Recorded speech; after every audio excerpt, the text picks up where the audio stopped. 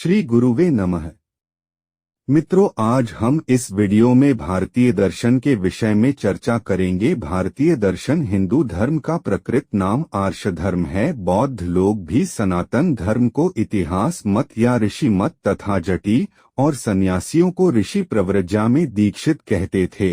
हिंदू धर्म के मूल जो वेद हैं वह सब ऋषि वाक्य ही हैं। जो वेद मंत्रों के दृष्टा या रचयिता हैं वही ऋषि हैं। ऋषिगण साधारण मनुष्य की कोटि के भीतर नहीं आते। जिनमें अलौकिक शक्ति थी वही ऋषिगण ऋषि युक्त होते थे। प्राचीन काल में अत्यंत पूजनीय के अर्थ में ऋषि शब्द का व्यवहार किया जाता था, इसलिए बौद्ध लोग भी बुद्ध को महेशिया महर्षि कहते थे। उस युग में अलौकिक ज्ञान और शक्ति से संपन्न व्यक्ति ऋषि होते थे तथा स्त्रियों और शूद्र ने भी ऋषि पद प्राप्त किया था। ऋषि प्रणीत यह ऋषि दृष्ट शास्त्र ही वेद है। कोई कहते हैं कि वेद ईश्वर प्रणीत है, किंतु इसका प्रमाण वेदों में नहीं मिलता। दूसरे कहते हैं कि ईश्वर प्रणीत होने से वेद पौरुषेय हो जाता है, आथ वेद ईश्वर प्रणीत नहीं है। कुछ आधुनिक वेदांती भी कहते हैं कि वेद ईश्वर से निःश्वास रूप से उत्पन्न हुआ है, आथ वह ईश्वर ज्ञात होने पर भी पौरुषेय नहीं है, क्योंकि निश्वास पौरुषेय क्रिया के रूप में मान्य नहीं हो सकता।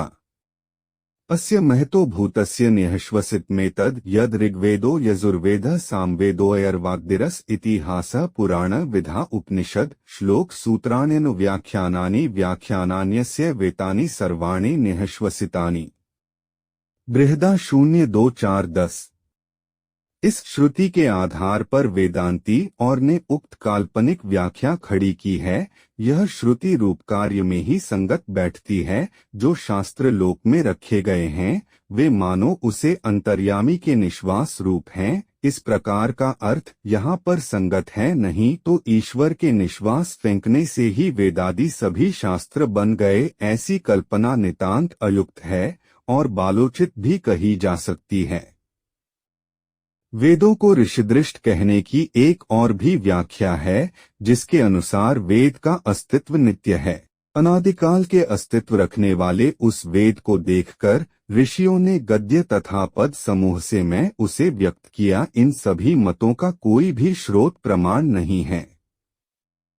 वैदिक शब्दावली अनादिकाल से विद्यमान है, यह नितांत अयुक्त कल्पना ही है। ऋषियों ने अपने अलौकिक दृष्टि बल से सत्य का साक्षात्कार करके उसे प्रचलित भाषा में श्लोकादि की रचना द्वारा व्यक्त किया है। यही मत इस विषय में समीचीन है।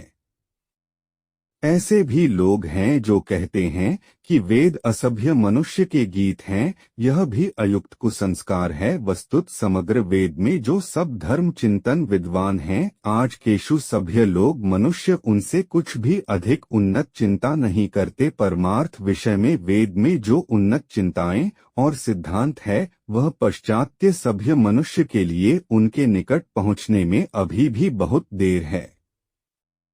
धर्म के भी दो भेद है। धर्म दो प्रकार का है, एक प्रवृत्ति धर्म और एक निवृत्ति धर्म, या आप इसे मोक्ष धर्म भी कह सकते हैं। जिस धर्म में इहलोक और परलोक में सर्वाधिक सुख लाभ होता है वही प्रवृत्ति धर्म होता है, एवं जिसके द्वारा निर्वाण या शांति लाभ होता है वही निवृत्ति धर्म होता है। निवृत्ति धर्म भारत में ही आविष्कृत हुआ है और प्रवृत्ति धर्म पृथ्वी पर सर्वत्र है।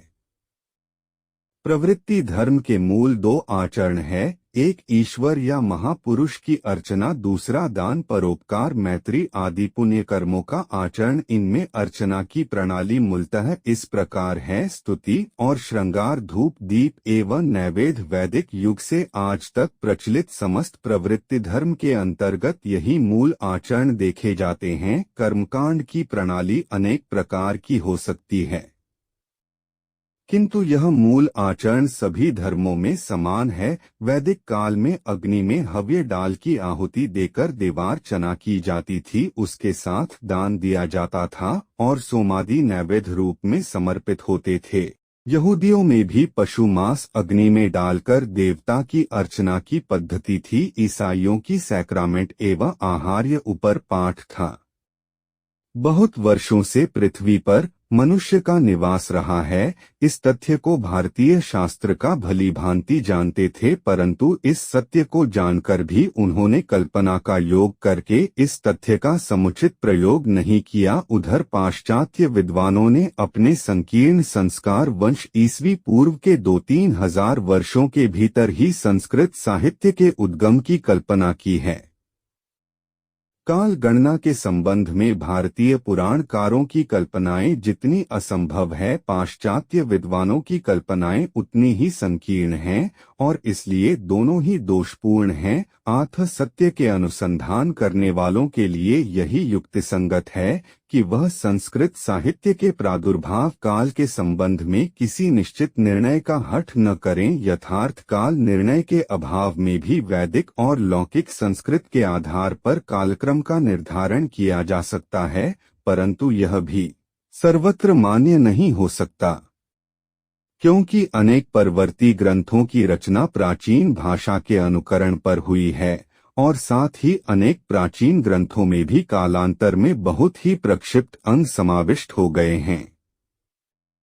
अगर यह वीडियो आपको अच्छी लग हो तो कृपया वीडियो को लाइक व शेयर व चैनल को सब्सक्राइब करें। धन्यवाद।